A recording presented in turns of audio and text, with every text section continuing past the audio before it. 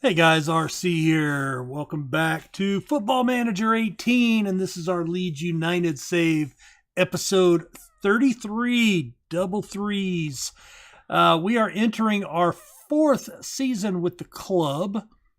Naturally, we have progressed up. Year one, we gained promotion from the championship. Year two, we barely avoided relegation going into the last match of the season. If you didn't see that, you need to go watch it. And then last year we had a breakout season, finishing fourth in the Premier and ending up with the top three goal scorers in the entire Premiership. Excellent season by all accounts. Some interesting things have happened. So we're not going to do any games in this episode. It's going to be a transfer update. Kind of go over the team that we're looking to field this year. It just kind of goes through some things that have happened. So we qualified for the Champions Cup, so that's really interesting. And you can see what our expectations are this year. Definitely the bar has been raised. So a top half finish in the Premier, group stage in the Champions Cup, fifth round in the FA Cup, and the fourth round in the Carabao Cup. Transfer budget came in at $59 million and the payroll budget $73 million. And we're August 15th. So right at the end of July, Arsenal lost their manager. And he went and took the job with the Spanish national team, and I think he had been at Arsenal for 2 seasons. And before him, Wenger, of course, and I don't know how, Vinger, whatever. You guys know who I'm talking about. He had left to take on the French national team job. And I had a reporter contact me in the email about, that my name was linked to the job. So I was kind of like, man, that's, and for God's sake, I mean, we're sitting here with 59 and 73. They were $240 million in payroll budget. Yeah, I was like, Jesus, that's how the other half lives, I guess, huh? So, hopefully we can get to that point at some point, that we have, deeper pockets, but, that's pretty asinine. But anyway, I think they really need to put in some levels to where you have more equality of spending, but that's just me. And that's probably based on how American sports do it for the most part, to where, your teams with the deeper pockets can't just, push themselves up to the head of the line. But anyway, that job came open. They ended up hiring Zidane from Real Madrid, and then Real Madrid was not interested in me. If we actually look at my profile, I'm only 2.25 stars, so, still building. I need to probably win some silverware to get that to start going up substantially. I mean, we're doing well. I mean, we're not doing horribly, but it is what it is. So I was kind of like, I played it low key. I said, hey, I don't have any comment on the matter. I didn't declare interest in the job because I wasn't really sure. And I've always said this was originally supposed to be a long-term Leeds save. Now, I will say that I noticed that my last 2 or 3 episodes for Leeds have really tailed off in viewership. And granted, I don't have a lot of views to begin with, but when you go from, 10 to 12 views down to 0 or 1, you sit there and you have to ask yourself, are they tired of this save? Am I doing something wrong? So it's just, I'm just throwing that out there. If you're tired of the save, let me know. I mean, I know I've asked that several times. You're not going to hurt my feelings. This is something I can keep playing and have fun because it's my favorite club. And, I can get more involved in the other saves. I can do something different. I don't know if maybe having 3 FM saves at one time is too much for you guys. I don't know, and so give me some feedback. I would really appreciate it. But anyway, let's get caught up to date because I decided not to go after the Arsenal job. They didn't hire me anyway, and I'm back at Leeds. So the board is pretty happy. If we take a look at them, my job security is 83%. It was 96% at the end of last season. And if we take a look at the board confidence, competitions, of course, that's reset for this year, matches as well. Club stature is going up. Let's see, increased stature since you took charge. Transfers, they're pretty happy. Supporter opinions, fans are pleased with the business I'm doing. Club philosophies is 50%. I don't think there are any philosophies, so I guess that never moves. Club finances are a little low. Let's see why. They're content. Locker room atmosphere, that was better, but it went down a little bit because of some new players. Leadership support, strong backing from the players, and tactics. You think we had 3 leading goal scorers last season with the 4-3-3? Get off my back. All right, so we've got quite a few things going on. First off, let's go to Leonessa. Yep, here we go. All right, and take a look at their players. All right, these 6 guys here, Talisca, Kuko, Sanusi, Hermes, Espinoza, and Adotto, they are all players from our club that are on loan there to gain their European qualifications to come play with us. They all had their work permits rejected. 3 of them from last year, 3 of them from this year. $56 million, and he's just sitting on the damn sidelines. Oh, God, he is so good. He should be playing for me. He should be starting for me, and that is freaking ridiculous. I will just say that I think the work permit thing is broken. It's stupid. And it's not broken in the game. If I'm sure they follow the real rules. It's broken in real life. That's the stupidest thing I've ever seen, that this guy would be the number 1 striker on my club right now, and he can't come play because he hasn't started for the Brazilian national team. How many of the wonder kids in Brazil have actually played for the national team? Probably not many of them.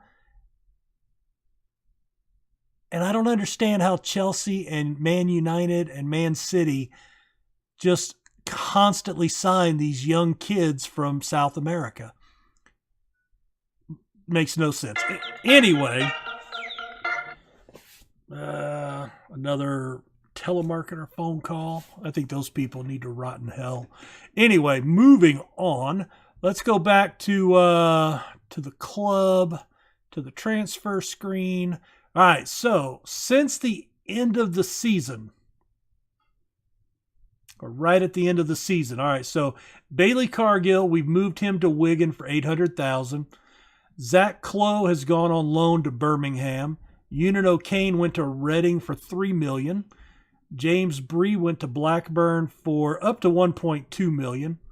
Kamar Roof went to Derby for $2.5 million. Izzy Brown went to Reading for $2.4 million. There's Sanusi back to Leonessa. Joe Rawls went to Hull for $2.3 million. Hermes and Kuko back to Leonessa. Honeyman went to Walsall for $500,000. Peacock Farrell, $1.2 million. If you know why this happened, let me know, because I have no clue. We did not make a trade here or a transfer. He was out of contract, I'm pretty sure. And when it popped up that they had made an offer, it just said that we would be due $1.2 million. He's only valued at $825. So yeah, I don't know. I just assumed I couldn't do anything with him because I was going to let his contract expire. All right, Tendai Darikwa went to Sunderland. They're on loan. They're paying a loan fee of $49.5 per month. J. Roy Grott, we let go to Ipswich for just under $1 million. Noel Pratt went to Rotherham for $155K. Three more guys out to Leonessa on loan that we want at our club. Jack Rolls to Scunthorpe and James Ball to Crewe. So we've moved a bunch of players, $15 million. So doing okay there. Now we've taken that $15 million and we've signed a bunch of players and we've spent $30 million. So Jack Buchanan we got on a free, and we'll take a look at each one of these guys. He's a youngster. He's on our U23 club. He's 20 years old, valued at $250. 3-star potential. This is a guy I was looking at more as, a moneymaker that, hopefully we can develop him a little bit and then move him on. He's not going to ever play for us, but on a free, it was worth taking a gamble. Branko Timotejevic, something of that. Branko. We got him for $525,000 from Partizan, and he is 18. I think he's going to be our starting right back this year at 18 years old. He's got 6 caps for Serbia. That's probably not saying a whole lot, but again, I don't know. Serbia might be one of the greatest countries that play soccer. I don't know. I'm guessing not, but I never see him on TV, but whatever. All his physicals are going up. Good work rate, good determination, crossing, dribbling, marking. I think he was an upgrade at the right back, so I actually look for him to play right back for us this year. Adotto came over from ATM for $39,000. He's Brazilian, no caps. Again, just a young kid, young fullback. Thought he was going to be pretty good. So took a flyer on him, knew he wasn't going to be able to start for us, brought him in thinking he would go play at Leonessa, and then, become eligible in a few seasons. Tom Ward from Preston. This is a 18-year-old kid. My director of youth football brought him in. I look for young kids, but for, to really feed our pipeline, I have my director of youth development doing that. He's got 3.5-star potential, can play the 3 central positions from midfield up top. Physicals look pretty good. Good work rate, good decent determination. I think he's got some potential. So, that's going to be a long-term signing. Jose Espinoza came over from Universitario for $230,000. Same thing, Peruvian, 18-year-old, on loan. Knew we'd have to get him and then loan him out to get his work visa. James Ball, I was looking at him as another young kid, and of course we've loaned him back out to Crewe. So that is him. We got him on a free. This was a big signing, $23 million for 10 Javage.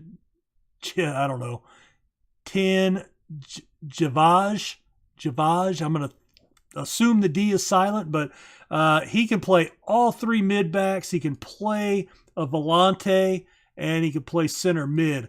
I signed him mainly for the volante role, but he's actually going to pencil in replacing Nagnon, it looks like, in the central defensive position.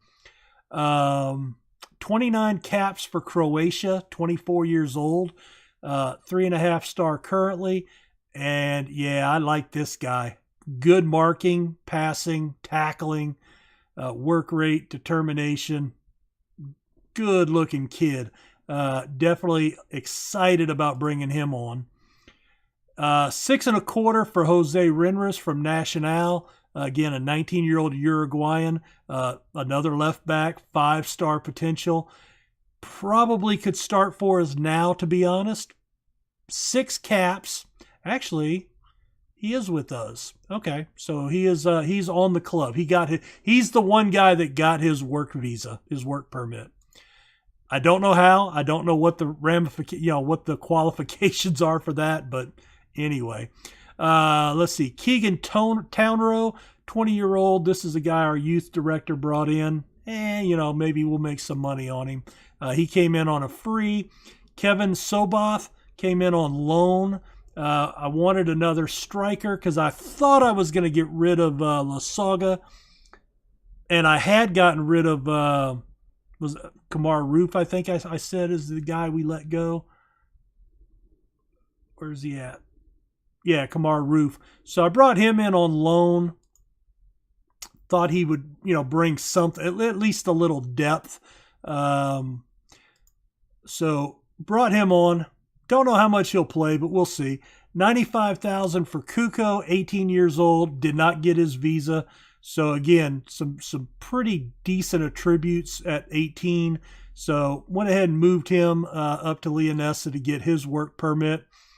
And then we brought in 3 more free guys. I think 2 of these guys are youngsters brought in by the director of youth development. Yeah. So I brought this guy in. This guy I brought in, he's not great, but I liked his, I thought he had some potential and again, probably more of a moneymaker down the road. And Taliska brought in for, he's valued at $56 million right now. We got him on a free. So that might be a good pickup. He was unable to get his work permit, so he's on loan. And again, this dude would play for me this year. He would be in my starting 3 forwards in my 4-3-3 tactic. I don't know why the game can't see that and go, oh yeah, you signed this guy and he's going to be one of the best players on your club. So anyway, he's valued at $56 million. He's 26 years old. We may just end up having to sell him at some point because I don't know exactly how long it takes to get your work permit. I know a lot of these guys were, in fact, we could go look. Sanusi's the first guy that I signed, and I signed him for $550,000 last year, so before the season started. And then he went to Leonessa, played a year, still doesn't qualify. And I think I read somewhere in the fine print that it takes 3 years. Let's see. Maybe it was under affiliates. Leonessa. Yeah, it doesn't say. It doesn't say. So I don't know. But anyway, also you notice on here our historical affiliate Geisley. We also went out and signed. I asked the board to sign with a higher level club now that we're in the Premier. Vanarama is a pretty low drop off. So I negotiated with Colchester in League One, and I went with them because they had the best facilities out of all of the ones in League One and League Two that I looked at. So that is the moves. So $30.5 million. Most of that tied up in 10. I don't know. Javaj, maybe. I don't know. And then yeah, mostly in him. $6.25 million in Renris. So that's our moves. There were a lot of guys that I wanted to sign, but I had to really curtail myself because what I'm going to have to do, because I'm not able to move all the players that I want to, I'm going to have to let some of these bleed out, some of these contracts bleed out from a financial perspective because we're already at 76, so I need to make a budget adjustment here. We'll do that. That'll at least keep us there. We were able to pay off almost all we paid off one of the loans last year, but we still have this other one that we're paying. So $624,000 a month. Yay. Sponsors and everything went up a lot. And yeah, so that's helping a lot. And if we look at the Premier as a whole and the preview, we are picked at we were 120 to 1. Now we're 150 to 1. Picked to finish 12th, which would not be good because we're supposed to be top half of the table. So hopefully, am I expecting to finish 4th again? No, I think that was a fluke, but a happy fluke nonetheless. And so I'm hoping we'll finish top of the table. Somewhere in that 7 to 9 range is I think I'd be happy with. And $1 billion in transfer spending. That's nice. It's nice if you have that kind of money, I suppose. Right, Chelsea? Man City? All right. What else do we want to look at? Oh, yeah. Let's look at... we did extend the staff a little bit. We got in a couple more scouts.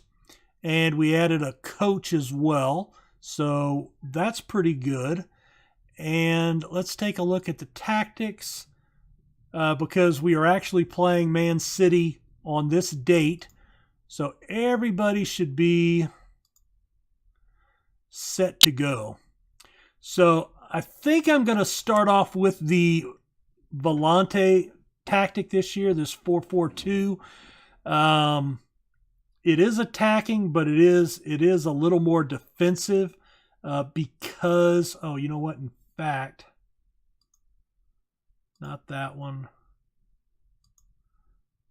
I want to bring on that one.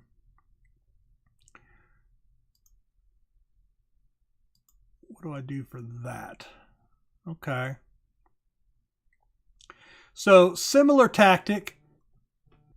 Yeah, so we have these two Volante tactics. One is with the dual Volantes, which is an attacking, and then we have one with one Volante and an anchor man, which is also attacking, but more defensive minded. So I think what we're going to try is these are the two tactics I'm going to try to use this season. And then we'll have this one, our 4-3-3, to fall back on if we need to. We scored a hell of a lot of goals last year. We were over 100 goals for the season.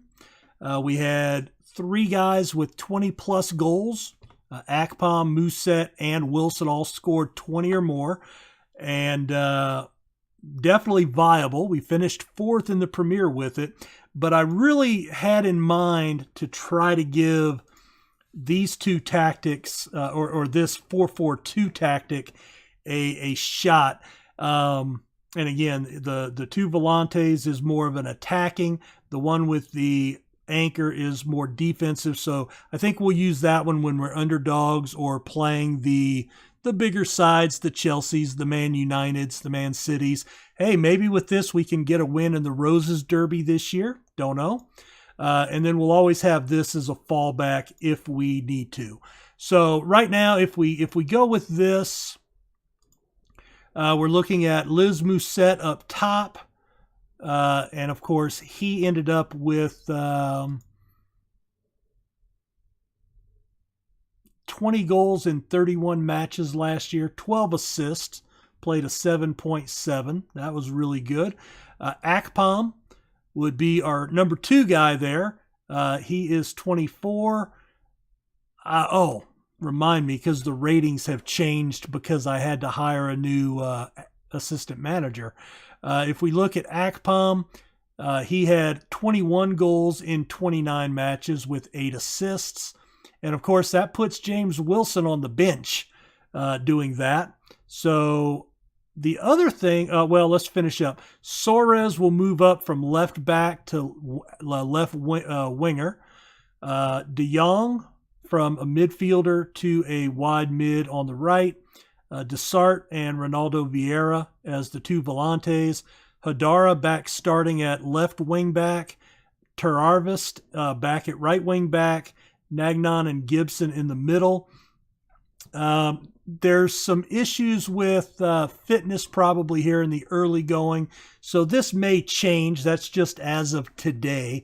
Onana back in goal. I did try to sign another keeper, but actually there were two keepers I tried to sign and just was not successful on one, and the other one wanted double my transfer budget, so not interested in that. So anyway, that's what I'm looking at there. If we go up top with the 4-3-3, of course, then that brings Wilson back into the mix. Phillips would get a start there along with Desart and Vieira. Suarez would replace Hadara, Terarvis, Nagnon, and Gibson. So actually, that looks like